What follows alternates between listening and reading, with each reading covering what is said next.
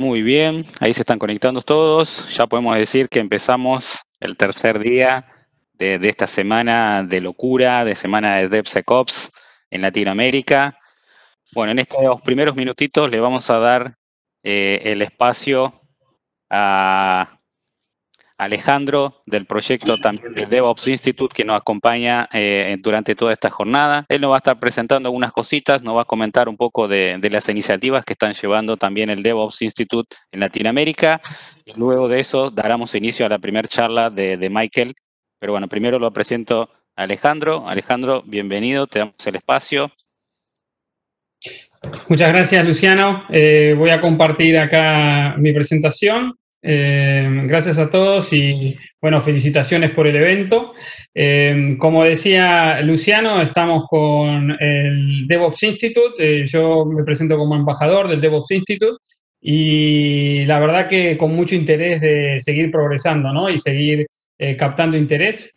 Básicamente el DevOps Institute tiene la misión de avanzar el tema de el factor humano dentro de DevOps y la cultura de DevOps. Entonces desarrolló, no es una metodología, no es un modelo, pero es una idea básicamente que se llama Skill, que hace foco en la parte de habilidades, conocimiento, ideas y aprendizaje. Y con esto, la verdad que se ha afectado, se ha presentado como el líder global o la autoridad.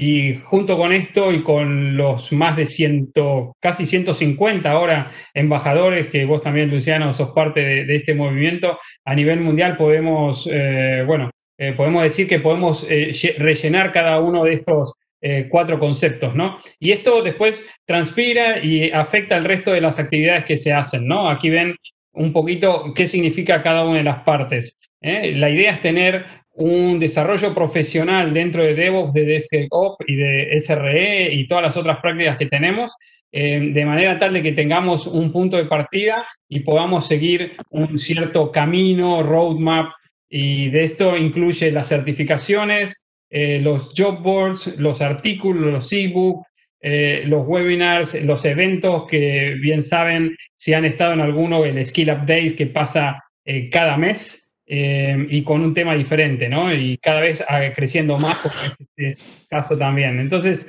la verdad que esto nos llena de muchas ganas, muchas ideas, y entonces lo que hemos hecho fue llevar este modelo a 4 pilares, lo que tiene que ver con la formación, la capacitación y la certificación. Nosotros no somos un centro de entrenamiento, todo lo contrario, ¿no? Somos, en verdad, damos ideas y tenemos una red de partners que hacen esto, de los cuales ustedes pueden participar o no, pero con la experiencia también certificamos esta experiencia, ¿no? Entonces uno que sabe y se ha desarrollado, bueno, puede ir adelante y tomar un examen que, como ustedes bien saben, certificarse hoy en día es también tener una llave que permita abrir ciertas puertas o como empujar un poquito la ventana y mirar qué hay del otro lado, ¿no? No dice mucho de nosotros como profesionales, pero sí dice mucho de cómo respetamos nuestra profesión, ¿no? Después el desarrollo del network en comunidades, el body of knowledge, todo el conjunto de conocimiento colaborativo se guarda y se puede buscar dentro de estos playbooks, y los eventos que son, bueno, un desarrollo virtual en estos días, pero también del conocimiento, ¿no? Así que acá tienen el portfolio. Son 8 pilares a nivel de fundamentos. Ahora estamos relanzando todos los nombres y en todo se va a mostrar que son los conceptos fundamentales de cada una de estas prácticas, como también ahí mencionamos DevSecOps Engineer, que ha sido, bueno, la verdad que una muy buena certificación en lo que ya va del año a nivel virtual. Y recuerden que tenemos este programa de Open Testing donde nosotros, por medio de tomar el examen, probamos nuestro conocimiento, nuestras habilidades y nuestra experiencia en ese tema determinado. No es aprenderse un libro de memoria, sino poder realmente ir y poner en práctica. ¿Por qué? Porque creemos en esto, ¿no? En la famosa T, pero aplicada a la cantidad de conocimiento que tenemos en general y en particular. Y esto obviamente impacta en nuestro trabajo en equipos ágiles, en equipos de transformación, en proyectos de Change Management, ¿no? Así que los invitamos a ser parte de nuestra asociación, que todos tenemos que estar unidos en esto, y lo hemos hecho ya, dimos el primer paso como embajadores del DevOps Institute. Comenzamos hace un mes y medio atrás la idea promocionar a nivel virtual el Skill Up de América Latina por el DevOps Institute, así tenemos un soporte atrás y entonces un capítulo regional que podamos hablar en nuestro idioma, con ñ, con acento, en español, en portugués, en Latinoamérica, y que esto nos ayude también a poder promocionar, relacionarnos, colaborar y avanzar, incluso con nuestras virtudes y defectos, pero que bien los conocemos todos, ¿no?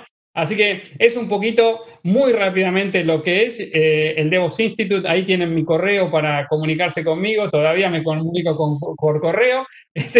Y pueden ir al devopsinstitute.com a verlo. Así que muchas gracias, Luciano, y muy buena suerte en el resto del día.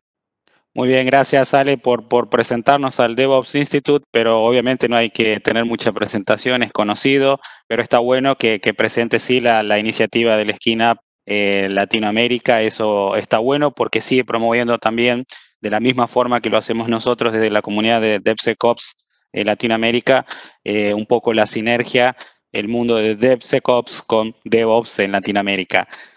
Bueno, pasamos entonces al inicio de la primera charla con nuestro orador, Michael Hidalgo, el cual viene desde Costa Rica, es CTO de la firma costarricense que se llama Knowledge, donde es responsable de liderar investigaciones y desarrollo de tecnología para detectar ataques informáticos. El mismo es experto en desarrollo de software y en seguridad de las aplicaciones, con más de 14 años de experiencia en desarrollo de sistemas empresariales en la industria financiera y de seguridad de las aplicaciones. Actualmente se desempeña como líder del capítulo de OWASP en Costa Rica desde el año 2012, responsable de organizar eventos y conferencias con el objetivo principal de difundir las diferentes métodos para aplicar seguridad en el ciclo de vida de desarrollo. El título de su charla es La importancia del modelado de amenazas en DevSecOps. ¿Cuál es el objetivo de la misma? Es presentar el modelado de amenazas como una de las herramientas indispensables para el diseño y la implementación de aplicaciones de forma segura, con el objetivo de que la audiencia pueda utilizarlos en sus organizaciones. Así que, Michael, te dejo el espacio para que puedas presentar. Bienvenido y bueno, empezamos con esto. Muchas gracias, Luciano. Voy a proceder a compartir por acá la pantalla.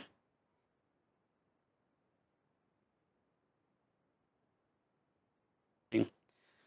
Bueno, muchas gracias por la invitación.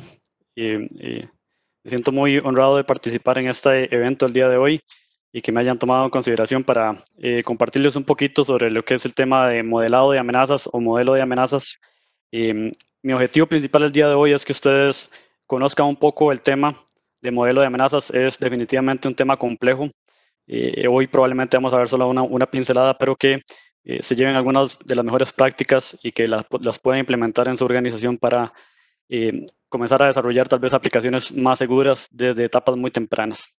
Bien, quiero empezar con una frase de Michael Howard y David LeBlanc, que ellos son básicamente expertos de la parte de seguridad de Microsoft, desarrolladores, y ellos establecen que no se puede desarrollar sistemas seguros hasta no entender las amenazas. Y esto básicamente es como lo que vamos a ver el día de hoy, el proceso para poder detectar amenazas en el desarrollo de aplicativos en una etapa muy temprana, de forma tal que podamos desarrollar controles compensatorios para evitar que nuestras aplicaciones sean comprometidas. Principalmente es que los análisis de seguridad basados en modelos de amenazas son una herramienta indispensable para diseñar aplicaciones seguras. Bueno, como decía, mi nombre es Michael Hidalgo, yo soy basado en Costa Rica y lidero algunos proyectos como son el capítulo de OWASP en Costa Rica y líder de una empresa de ciberseguridad costarricense llamada Knowledge. Como parte de la agenda, el día de hoy quisiera hablarles un poco de lo que es el modelado de amenazas, qué enfoques existen para realizar este proceso, de qué forma se construye. Una de las formas con las cuales se hace es por medio de una especie de diagramas llamadas Data Flow Models, metodologías. Vamos a hablar un poco de dos metodologías importantes, una se llama Stride y la otra es DREAD, que las vamos a ver a profundidad. Y tal vez voy a hacer un poco de hincapié en la relevancia del proceso de modelado de amenazas en la parte de el proceso de DevSecOps como tal, como disciplina. Y al final de cuentas voy a estar hablando de unas conclusiones para ir cerrando un poco el tema. Bien, tal vez la pregunta inicial es ¿qué es un modelo de amenazas o qué es un modelado de amenazas? Un modelo de amenazas o threat model el anglicismo es un análisis basado en seguridad que le ayuda a la organización a identificar el nivel de riesgo más alto de un producto y de qué forma los atacantes pueden comprometerlo. También es un proceso donde las amenazas son identificadas, categorizadas y analizadas en una etapa temprana. Muchos de los objetivos principales del modelo de amenazas es identificar aquellas amenazas que requieren algún tipo de mitigación y, más importante, cuál es el proceso para mitigarlo, ¿verdad? No es posible, como decíamos inicialmente, desarrollar aplicaciones o cualquier otra herramienta de software si no comprendemos las amenazas, con el objetivo principal de reducir riesgo. El modelo de amenazas generalmente está basado mucho en temas de riesgo, por lo cual si usted está familiarizado con temas de riesgo va a ser muy, digamos, familiar, ¿verdad? En esta fase. Y es un esfuerzo que inicia en la fase de diseño de aplicaciones y continúa durante el proceso de desarrollo del software. Es decir, cada vez que estamos diseñando un nuevo servicio, una nueva funcionalidad, recordemos que el proceso de desarrollo de software es en naturaleza dinámico. Entonces uno esperaría tener constantemente una serie de rediseños o nuevas adiciones al producto basado mucho en la necesidad de la organización. Algo importante que tal vez sí me gustaría aclarar es que el modelado de amenazas es un proceso complejo y es muy difícil refinarlo. Vamos a ver, es un proceso que no estamos acostumbrados a hacerlo nosotros como parte de la industria en particular, y va a llegar cierto tiempo para poder hacerlo de forma correcta. Sin embargo, lo más importante es empezarlo. ¿Por qué? Porque a medida en que esto se va haciendo familiar, vamos a poder detectar mejores prácticas, vamos a poder detectar formas estándares de detectar amenazas, de mitigarlos, y esto nos va a permitir consolidarnos en el tiempo. Beneficios del modelado de amenazas. Bueno, este proceso tiene muchos beneficios para el desarrollo de aplicativos. Generalmente lo que hemos visto, y uno lo ve mucho cuando realiza pruebas de penetración sobre aplicativos, es que no se siguen mejores prácticas a la hora de desarrollar aplicativos, hay problemas de diseño, hay problemas de arquitectura. El modelado de amenazas ayuda a tener un mejor entendimiento del sistema o aplicación. Esto porque, como veremos más adelante, lo que se trata es hacer una descomposición, es decir, separar un sistema en componentes y tener un entendimiento muy granular de todo el sistema. Esto, al tener una visión tan granular, nos permite identificar defectos de software que de otro modo sería muy difícil encontrar, inclusive tanto a nivel de software como a nivel de diseño. Entonces, el modelado de amenazas nos trae ese tipo de beneficios, y más importante es que los nuevos personas que se agregan a nuestro equipo de desarrollo en la organización, va a ser para ellos mucho más simple tener el big picture, como decimos nosotros, es decir, la fotografía completa del sistema y no verlo básicamente granular, ¿verdad? Entonces, propiamente al granular el sistema, vamos a tener una visión mucho más enfocada. Bueno, tal vez la siguiente pregunta es, ¿quiénes forman parte del modelado de amenazas? Y el modelado de amenazas generalmente inicia bajo un proceso de lluvia de ideas. La lluvia de ideas tiene su ciencia por detrás, es un proceso muy rico, muy enriquecedor para la organización, y la idea es juntar a aquellas personas que tienen mucha experiencia, ojalá que hayan estado en diferentes áreas del desarrollo de software. Estoy hablando de desarrolladores senior, de analistas, de arquitectos de desarrollo de software. Y básicamente hay que definir algún tipo de líder. En algunas organizaciones, el arquitecto de la solución es el líder del proceso de modelado de amenazas. Y es recomendable también incluir a diferentes actores como son los administradores de proyecto, los desarrolladores y los testers. ¿Por qué? Porque, bueno, estas personas al fin de cuentas son las que desarrollan el aplicativo y lo prueban. Entonces, el desarrollador en parte nos va también a dar un valor agregado, y es que nos puede ayudar a definir estos modelos, nos puede ayudar en la parte estructural de desarrollo, de implementación de este tipo de modelos. En fin, la idea es juntar a todas las personas de la organización que tengan experiencia en la parte de software para poder tener una lluvia de ideas y poder detectar cuáles son mis amenazas. ¿Cómo se realiza el modelado de amenazas? Hay tres enfoques particulares, probablemente hay más de tres, pero estos enfoques son los que generalmente se citan. Uno es basado en activos, es decir, el activo es cualquier elemento de la organización que tiene un valor para la organización como tal, ¿verdad? Se puede hacer modelado de amenazas basado en atacantes, es decir, describir al atacante desde el punto de vista de compromiso, o también se puede hacer desde el modelado, desde el punto de vista de software. Cada uno de estos elementos tiene sus ventajas, tiene sus desventajas. Y acá, por ejemplo, el primer modelo que tal vez uno pensaría que es muy natural es el modelo de amenazas basado en activos. ¿Por qué? Porque, bueno, uno en principio dice, la organización quiere proteger aquella información que es confidencial, que es aquel secreto corporativo, quiere proteger la información de los clientes, todo este tipo de elementos que tienen algún valor para el cliente. Sin embargo, resulta ser que este enfoque de modelado de amenazas basado en activos no es necesariamente la forma, digamos, más eficiente o mejor para hacer este modelado de amenazas. ¿Por qué? Bueno, porque generalmente no existe una relación de uno a uno entre una amenaza y un activo. Sin embargo, cuando se piensa en activos, generalmente uno piensa algo que el atacante quiere acceder, ya sea en mis sistemas, por ejemplo, en mi infraestructura, algo que el atacante quiere controlar. Podríamos pensar en ese caso igual algún acceso a datos y algo que el atacante quiere destruir. Por ejemplo, en el caso que se ha generado mucho actualmente el tema de ransomware y temas de este tipo. El problema de hacer modelado de amenazas basados en activos es que si las personas que forman parte del proceso no tienen un conocimiento muy generalizado de cuáles son los activos de la organización y cuáles tienen valor, probablemente esto pase por alto, es decir, no tenga ningún valor a la hora de hacerlo porque no tenemos el mismo entendimiento a nivel organizacional de lo que genera valor para las organizaciones. Y como les decía, lamentablemente no existe un mapeo directo entre un activo y una amenaza y no existe un paso prescriptivo para poder modelar amenazas.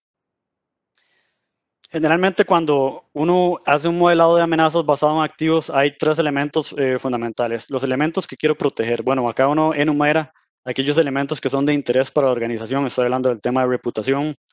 La reputación es un concepto bastante amplio que en principio tiene diferente significado para diferentes personas y la reputación se protege protegiendo los elementos que son relevantes para los clientes. También a la hora de considerar, por ejemplo, un enfoque de modelado de amenazas basado en activos, hay que considerar aquellos elementos que se consideran escalonados. Por ejemplo, si yo soy un atacante y quiero comprometer una organización, probablemente un vector de ataque importante sea la VPN. ¿Por qué? Al tener acceso a la VPN, que directamente forma parte de la infraestructura, voy a poder inclusive acceder a otro tipo de servicios o exponenciar o aumentar mi vector de ataque. Y lo importante también, generalmente cuando se hace a nivel de activos, es identificar aquellos elementos que el atacante busca. Bueno, ¿qué es lo que el atacante busca? El atacante siempre está detrás de datos de interés, por ejemplo, passwords que no estén hasheados o salteados, que estén en texto plano, llaves criptográficas, ¿verdad? Hemos visto ataques que tratan de comprometer la organización de forma tal que se roban los SSH, las llaves SSH, llaves de algún algoritmo criptográfico. En otras latitudes, por ejemplo, datos personales como el SSN o el Social Security Number, que en algunos países es un valor sensible y de interés que identifican a una persona. Números de tarjeta de crédito, por supuesto. Secretos comerciales. Entonces, básicamente, cuando se crea un modelado de amenazas basado en activos, lo que se trata es identificar aquellos activos que son de interés para la organización que uno pensaría que un atacante puede comprometer. El otro modelado de amenazas es basado en el atacante. Y también desde el punto de vista purista, uno diría que tiene mucho sentido. ¿Por qué? Porque al fin de cuentas yo quiero proteger a mi organización de un atacante, de un threat actor. Lo que sucede es que, vamos a ver, para poder crear un modelo de amenazas basado en el atacante, primero tenemos que saber quién es el espectro de atacantes. Y esto es bastante complejo, ¿verdad? Esto viene a tornarnos varios problemas. La cantidad de atacantes crece exponencialmente. De hecho, uno podría clasificar el atacante en dos grandes ramas, grupos. Un atacante commodity, que es aquel tipo de atacante que no tiene una campaña, es decir, de pronto escanea todo el dominio de IPs de una organización y se da cuenta que existe un servidor vulnerable, que de pronto hay una versión vulnerable, por ejemplo, de Apache Struts, que puede comprometerlo. De pronto, qué sé yo, utiliza algún phishing que está masificado, es decir, no tiene un objetivo principal, un cliente modelo. Pero por otro lado tenemos también un atacante que es más sofisticado, que es mucho más peligroso, y es el APT. APT es el acrónimo de Advanced Persistent Threat, es una amenaza avanzada persistente que generalmente está asociada probablemente con algún régimen, con algún gobierno importante, y que probablemente esté dirigida a una organización. Entonces, de pronto, mi organización, para darles un ejemplo, se dedica al mercado financiero, donde yo trabajo, y hay un ataque, una APT que se está generando, que tiene como objetivo principal comprometer mi organización. Nadie más a nivel global ha visto un ataque de estas magnitudes. ¿Por qué? Porque fue muy específico contra mi organización. Este tipo de ataques que son tan específicos es muy difícil de modelarlo bajo esta perspectiva.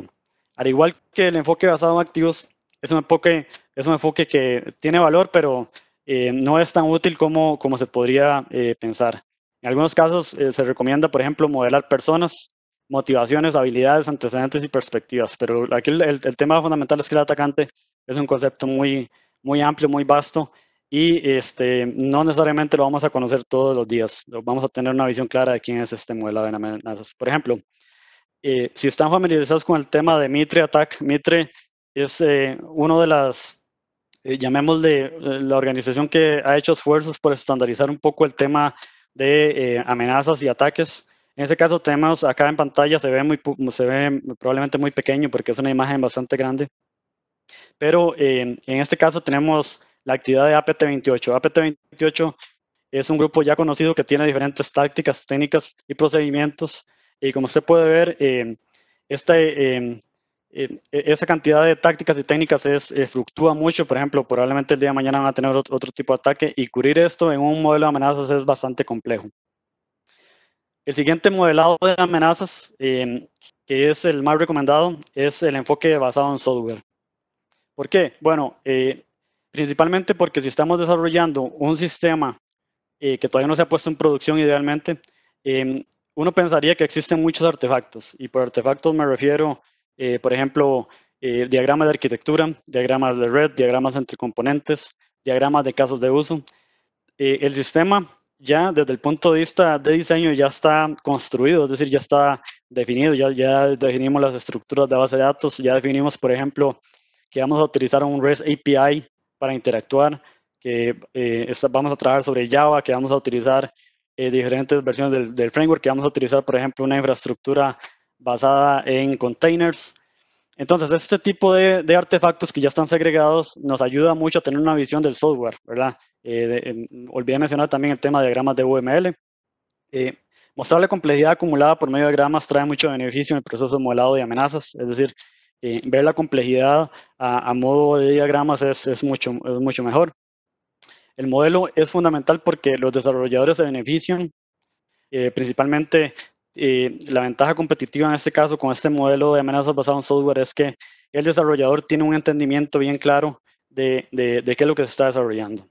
Bueno, tal vez la siguiente pregunta es, ¿cómo hacemos este modelado de amenazas?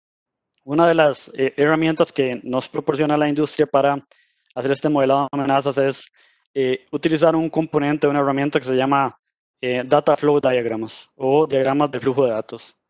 Tradicionalmente este tipo de diagramas nos ayudan a descomponer el aplicativo. Estos tipos de diagramas son predilectos para modelado de amenazas. La idea fundamental de un data flow es que un sistema o aplicación pueda ser descompuesto en subsistemas, es decir, tengo un sistema macro grande, lo voy a subdividir en áreas de interés, y esto se hace infinitas veces hasta tener un modelo más condensado. Por ejemplo, a nivel de diagrama existen ciertos descriptivos o herramientas, por ejemplo, para identificar un proceso, lo hacemos por medio de un círculo. Este círculo nos ilustra o nos representa código en ejecución, por ejemplo, que este código puede estar escrito en C#, en Python, en Java. Los flujos o las relaciones entre componentes se diagraman por medio de flechas. Estas flechas básicamente hacen referencia a la comunicación entre procesos.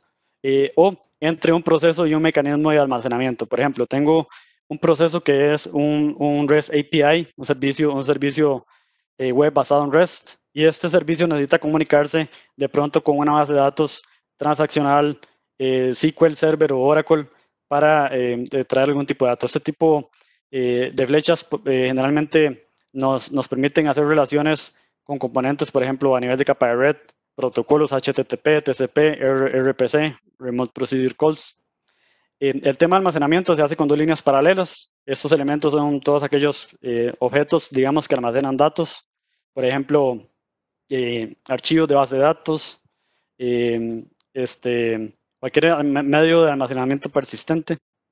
Y también tenemos las entidades externas. Las entidades externas pueden ser otro web service, puede ser el usuario como tal, puede ser el cliente que accede a mi aplicativo. Entonces, básicamente, para darles una idea, esto es lo que tendríamos a nivel de Data Flow Diagram. Por ejemplo, en este caso, tenemos entidades externas que tenemos clientes web, clientes SQL, tenemos acá un proceso de frontend, tenemos un mecanismo de almacenamiento, y ustedes pueden ver que hay diferentes relaciones entre los diferentes componentes que digamos que representa un tipo de comunicación, ya sea TCP, ya sea HTTPS, entre los distintos componentes, que nos ayudan a tener una visión más centralizada del sistema. Entonces, crear este tipo de diagramas tiene sus retos. Generalmente involucra tiempo, involucra conocer un poco la forma en que se crean este tipo de componentes. Y como yo les decía, probablemente la primera vez que hagamos un modelado de amenazas lo vamos a hacer mal.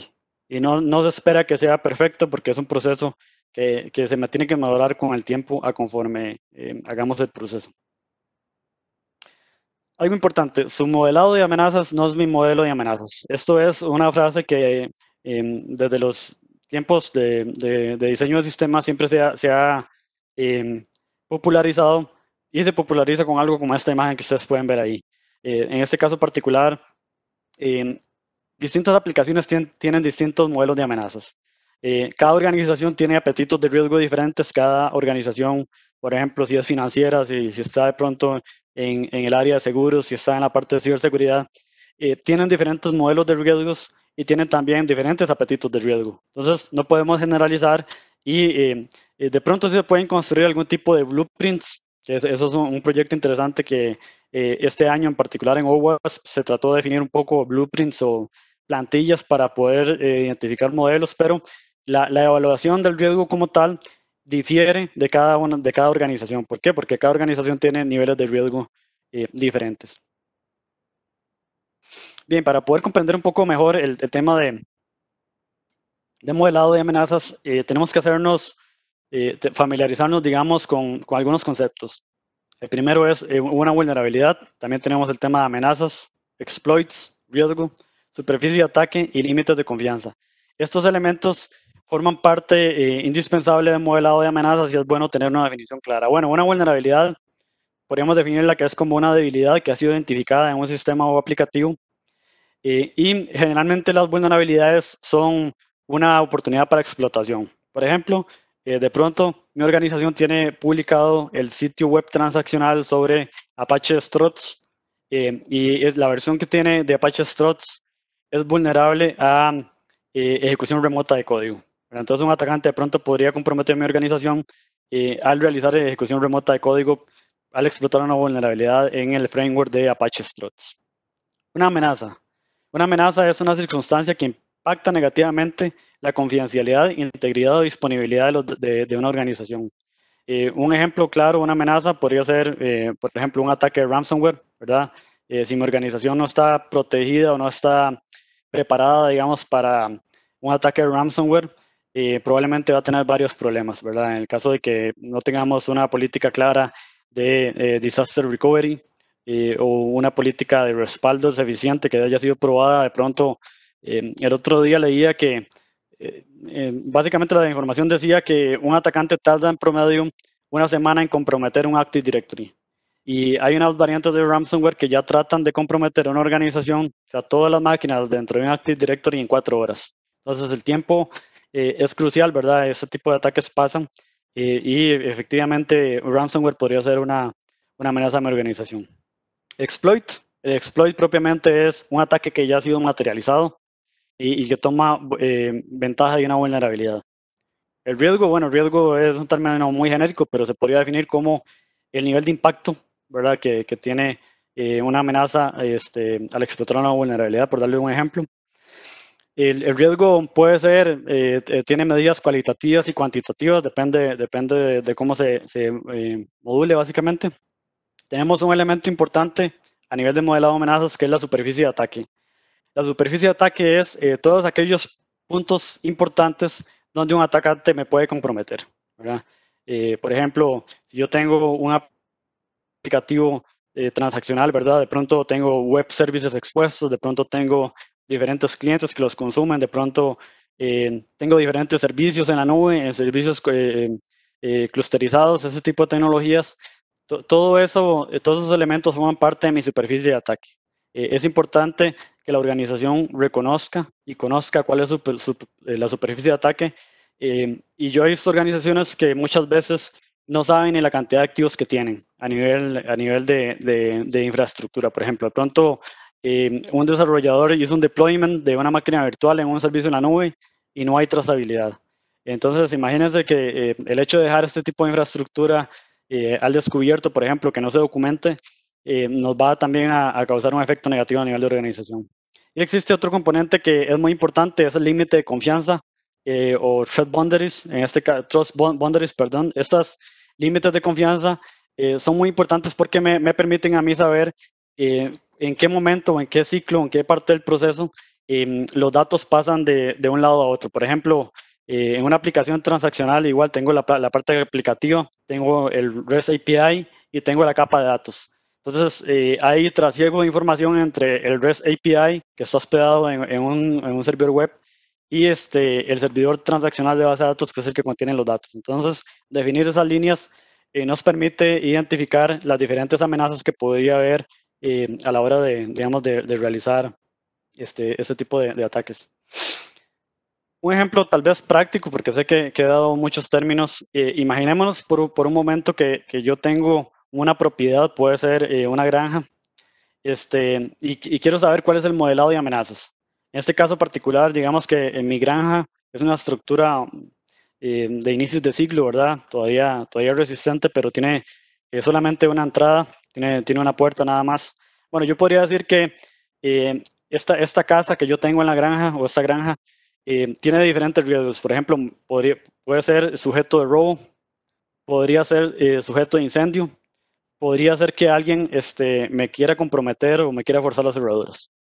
Bueno, ¿cómo mitigo? Ya identificando esos riesgos, inclusive podría hacerse que esta estructura está ubicada en una zona geográfica donde es propenso a fenómenos atmosféricos o tipo huracanes, por ejemplo.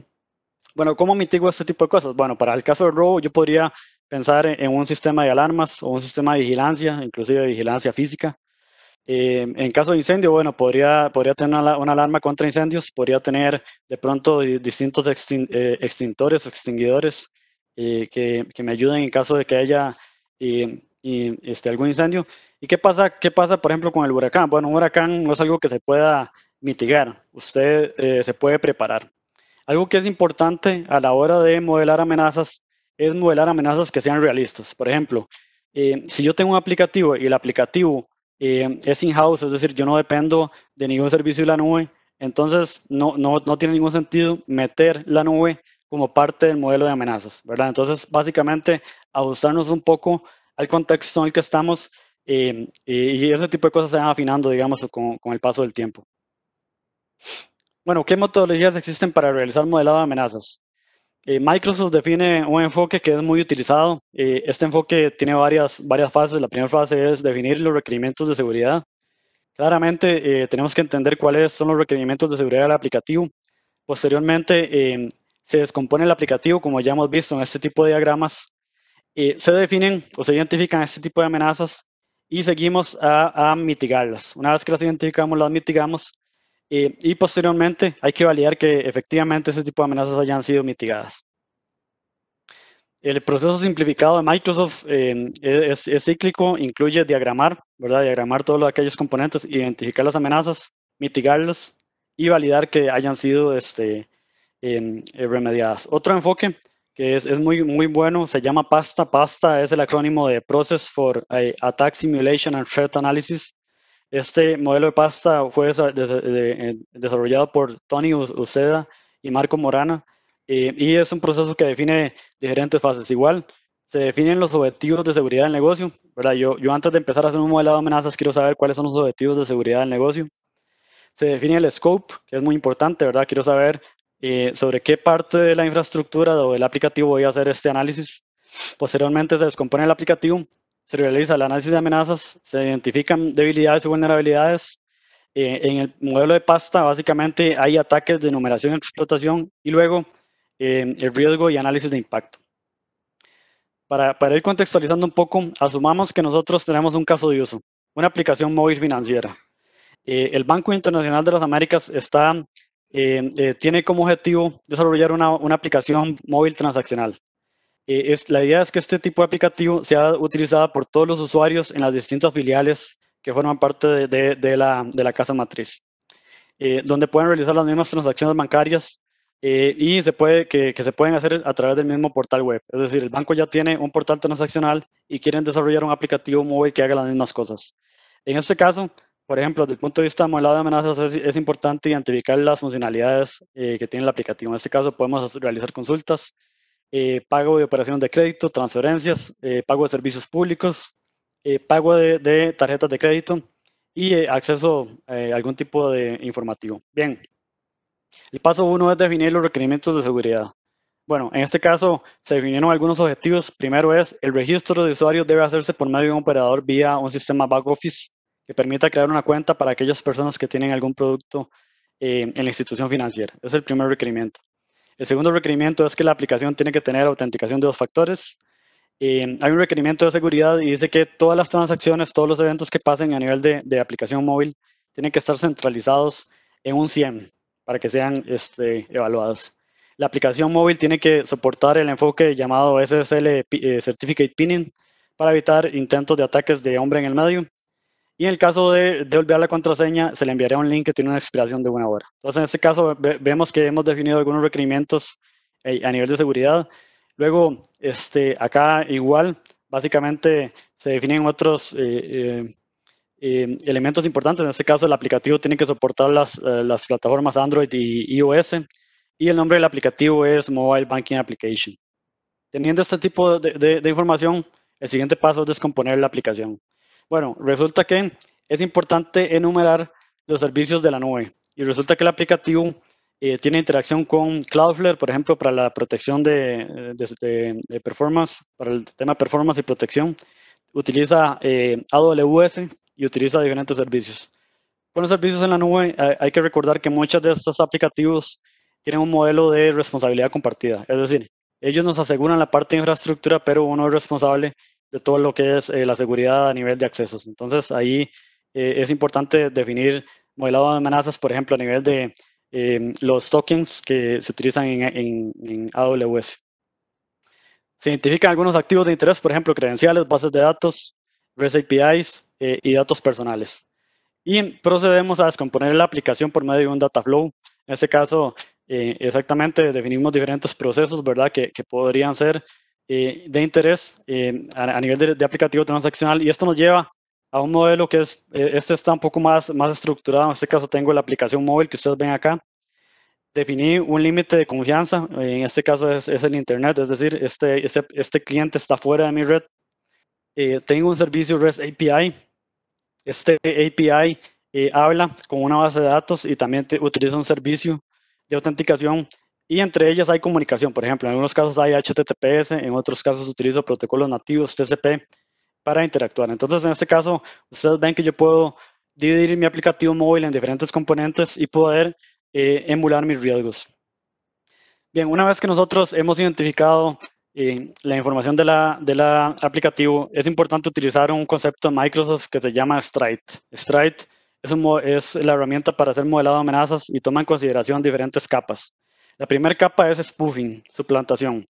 En principio, la suplantación es básicamente hacerse pasar por otro usuario, y la suplantación tiene un impacto importante, es decir, el riesgo de la suplantación es la autenticación. ¿verdad? Básicamente, la suplantación me viene a comprometer los sistemas de autenticación.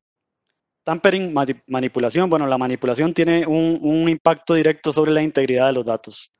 En este caso, no sé si tal vez ustedes han leído las noticias creo que esta semana inició un ataque llamado Mew, principalmente afectando clústeres de Elasticsearch, MongoDB, Cassandra, que están expuestos a Internet, que no tienen algún tipo de protección.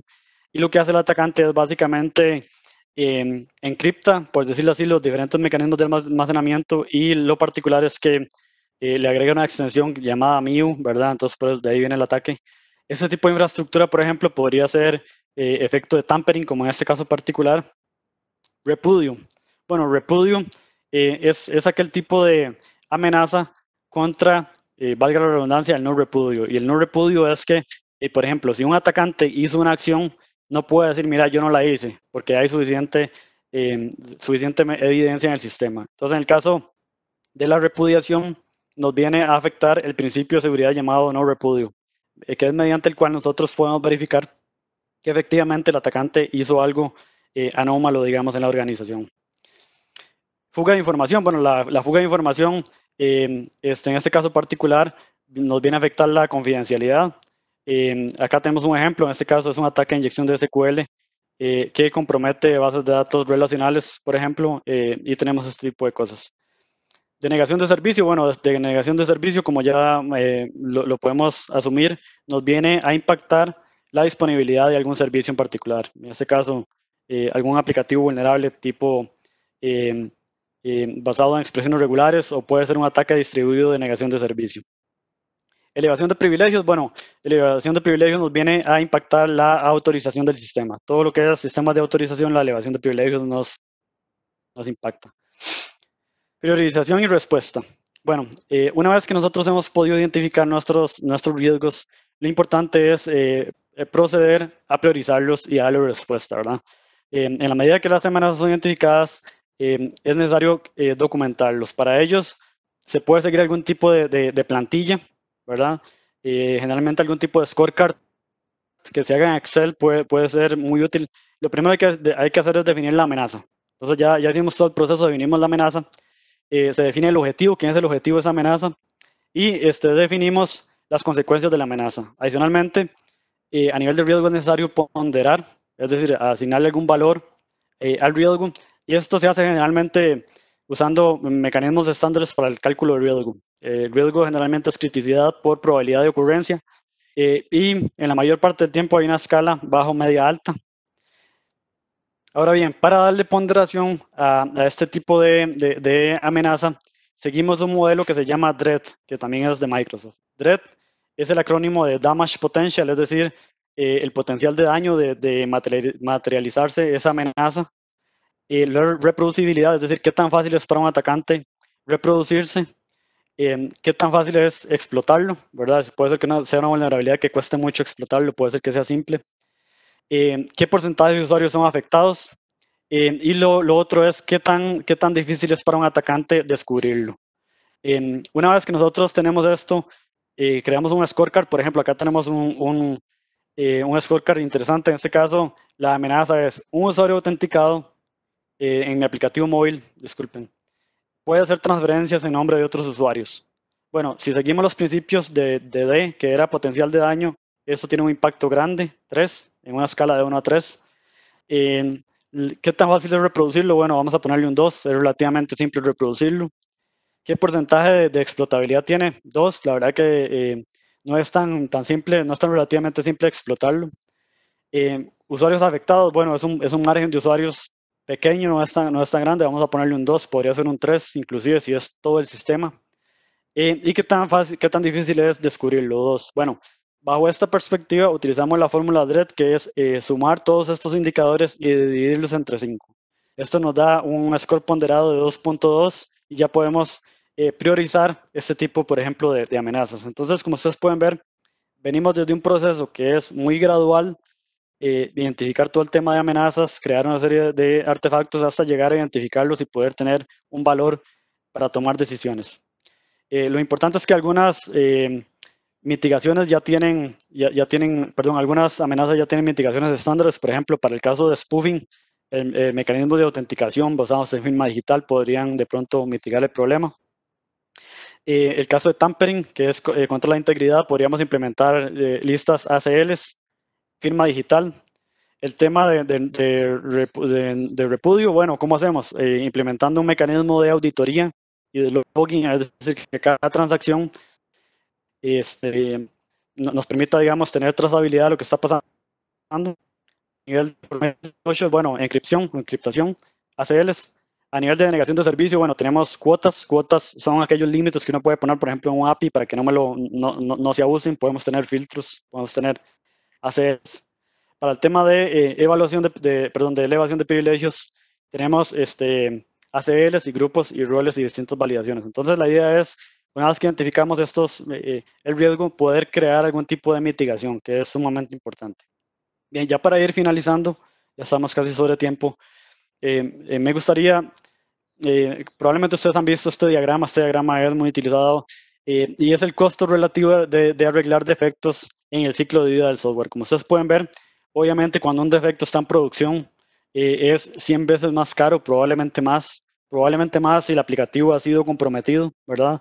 Si nosotros hacemos lo que tratamos de hacer con el tema de DevSecOps es push left, es decir, movernos hacia la izquierda, lo ideal es detectar amenazas en esta parte, en la parte de diseño, en la parte de arquitectura, sin que inclusive se haya escrito una línea de código. ¿Por qué? Porque obviamente va a ser mucho más barato remediarlo acá que me lo exploten en una etapa de producción donde probablemente tengo temas contractuales, donde probablemente va a tener daño reputacional. Igual, con el tema de DevSecOps, bueno, el tema de modelado de amenazas cae como anillo al dedo. Es una fase que tiene que hacerse en la etapa de planeación. Acordémonos que esto es shift left, es decir, move left, movámonos a la izquierda. Es indispensable, digamos, hacer modelado de amenazas en etapas tempranas, en aquellas de diseño de requerimientos, ¿verdad? Antes de que se escriba algún tipo de aplicativo. Si nosotros tenemos esta disciplina y podemos tal vez convencer a la toma de decisiones de que es un proceso necesario. ¿Por qué? Porque muchas veces la gente entra de aquí y va directamente a programar y a producir, básicamente enviar el código a producción. Entonces, lo que buscamos es, bajo DevSecOps, es fomentar la necesidad de hacer este modelado acá, ¿verdad? En la etapa de planeación, en la etapa temprana, donde podamos tomar decisiones, donde se pueda básicamente invertir el tiempo que sea necesario, pero que sabemos que a la postre nos va a beneficiar. ¿Por qué? Porque ya sabemos que la mayor parte de amenazas van a ser mitigadas y descubiertas en una etapa temprana. Y ya para finalizar, bueno, como ustedes pueden ver, el modelado de amenazas es una actividad muy importante durante el ciclo de vida del desarrollo del software, que muchas veces pasa inadvertida. Generalmente no hay tiempo, ¿verdad?, en las organizaciones para hacer este tipo de actividades. Es un proceso que, como les mencioné desde el inicio, cuesta mucho trabajo que sea perfecto. Sin embargo, solamente el tiempo, solamente la disciplina nos va a permitir eficientizarlo y mejorarlo con el tiempo. Existe más de una forma de hacer modelado de amenazas, ¿verdad? La idea es seguir un enfoque en particular. El modelado de amenazas se mejora con el tiempo y hay 3 recomendaciones indispensables: práctica, práctica y práctica. Definitivamente, solamente la práctica nos va a permitir que podamos mejorarlo, ¿verdad? Bajo esa perspectiva. Y quiero recalcar, o lo que quiero que ustedes se lleven hoy, es lo que dije al inicio y lo que recomendaban los expertos de Microsoft: no se puede desarrollar un sistema seguro hasta que usted comprenda todas las amenazas. Y la forma particular es haciendo este tipo de ejercicios que se pueden ir mejorando con el tiempo. Ya por último, les dejo alguna literatura por acá y muchos libros muy buenos de Microsoft en particular, que ha sido pionero en esta parte. Los libros de Threat Modeling de Adam Shockstack y Howard y Lee Blank, de desarrollo de software seguro. Y Microsoft tiene inclusive un tool, ¿verdad?, importante para hacer el modelado de amenazas, que por temas de tiempo no me va a dar oportunidad para poder verlo, pero la idea es que ustedes lo conozcan, ¿verdad?, que sigan el modelo. Y ya por último, bueno, agradecerles el favor de su atención. Ojalá que entiendo que es un tema complejo, ¿verdad? Es un tema muy amplio, pero lo que sí quería es que lo conocieran. Es decir, es una pincelada, que ustedes se familiaricen un poco con el proceso y que ojalá lo puedan implementar en sus organizaciones, que vean el valor agregado. Muy bien. Bueno, muchas gracias, Michael. La verdad, muy buena tu ponencia. Yo siempre digo que el modelado de amenazas es el gran olvidado